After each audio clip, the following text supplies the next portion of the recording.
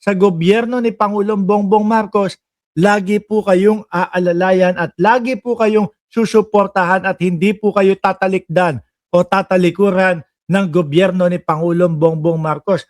Pati nga yung isang yung nakita ko doon dito sa balita, pati yung isang munisipalidad na nasira kumbaga nag-donate na si Pangulong Bongbong Marcos upang agad-agad na makumpuni yun pong munipasilidad nila o tinatawag na munisipyo ho in Tagalog, mga kababayan. Ayan Kaya wag nyo nga hanapin, magsasabi na naman kayo mga DDS, nasaan ang presidente, bakit pinapabayaan yung yung mga biktima ng lindol? Nandyan po mismo ang ating presidente. Kumikilos, gumagalaw, nagtatrabaho po, mga kababayan. Meron nga akong iba, meron akong kakilala na iba ho, mga bossing chipamo sir. Mismo yung syudad nila na apektado po ng lindol. Pero wala sa Pilipinas.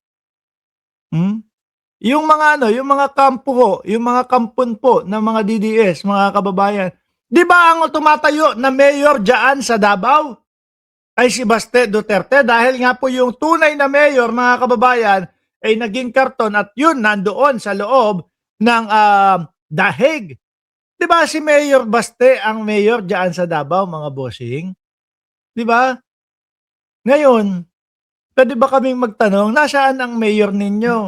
Ano ang ginagawa ng mayor ninyo? Kasi nakita namin dito sa balita na si Barbie daw po, mga kababayan, ay naispatan daw po sa China immigration. Ibang klase, Addictus Rex. Parang wala namang hiya yung mga ganyang mga mga ganyang mga politiko. No, parang walang pakialam. Walang pakialam. Lumindol sa bayan namin, kasama kami sa sa mga natamaan ng lindol. Ay hindi, sige, magcha-China ako.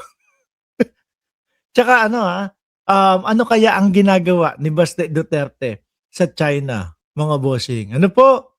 Ano kaya ang ginagawa ng mayor ng Davao na kasama po tama ba? Di ba pati Davao nasa lanta din? Kasama din sa tinamaan ng pagyanig ho, mga kababayan. Ano kaya ang ginagawa ng mayor ng Davao doon po sa China? Hihingi po ba sila ng asylum? Hihingi ng tulong? Dahil nalalapit na din po talaga naman ang paglilitis at nalalapit na po yung impeachment versus Inday Sara Duterte, mga kababayan. Baste Duterte, asan ba yan? Baste Duterte naispatan sa China. Ayun talagang immigration. China immigration. Davao Occidental Boss Mark, wala sa city. Sabi ni Annalyn Ando, papatir. sabi ni Marian, papatira. Grabe ka naman. Makapapatira ka naman kay Baste Duterte. Anyway, mga bossing chipamo sir. Yan po ang pagkakaiba. Yung nasa naman yung vice presidente. Para naman kahit papaano makapagpalubag loob. Para naman po makapagpalubag loob doon sa mga nasalanta. Pero hindi, parang wala po silang lahat, mga boss chipamo sir. Yan ang kahibahan po ng ating mga namumuno sa ating bansa, mga bossing. Okay, alisin na natin si Barbie. Ang hilig ng pamilya nila, yung mga maggagala po at walang pakialam. At tapos tipong yung mga trolls nila o yung mga ka-DDS nila ang maghahanap sa Pangulo. Nasaan ang Presidente Marcos? Bakit walang ganito? Bakit hindi pumunta doon sa mga nasalanta ng lindol? Samantalang eto, sila talaga. Sabi ni Rosewin Isidro, meron din po sa Davao City, andoon yung sister-in-law ko. 7.3 daw po ang magnitude.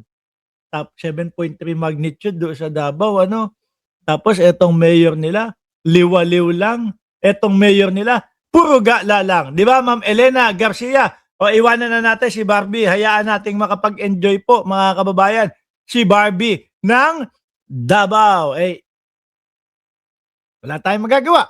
Hangang-hanga sa kanila yung mga Dabawenyo, mga bossing, hayaan na natin sila. Bahala sila diyan. Pero uulitin ko po mga kababayan na kami po ay nakikiramay doon sa mga kung meron mang namatayan, kami po ay nakikiramay doon sa mga nasalanta po ng lindol, mga bossing. Kaya lang, mayor ng Davao, ayan, no? Gala. Ngayon, no, mga kababayan, ngayon, tumungo tayo dito. Kasi, binabanatan po ng mga DDS si Rapi Tulfo. Dahil po dito sa picture na ito, mga boss chief amo, sir. Ano? At nung isang beses nga, pati po si Pulong Duterte, mga kababayan, bumabanat na din kay Rapi Tulfo na kinaugatan po ng pagsagot ni Senator Rapi Tulfo dito kay Pulong Duterte na pumunta ka doon sa aking tanggapan at makikita mo daan-daang mga Pilipino ang nakapila at humihingi ng tulong doon sa Rapi Tulfo in action.